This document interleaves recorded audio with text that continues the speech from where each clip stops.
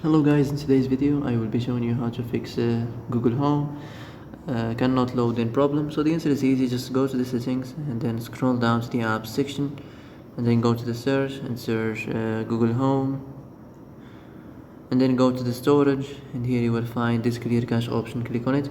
Now you can go check it if it worked, and if it didn't you can try to restart your phone or turn the Wi-Fi off and on, or the Bluetooth or the airplane mode. Also you can try to clear data, but be careful. If you clear data, all these applications data will be deleted. This includes all files, the settings, the accounts, the databases, etc. So be careful if you want to clear your data.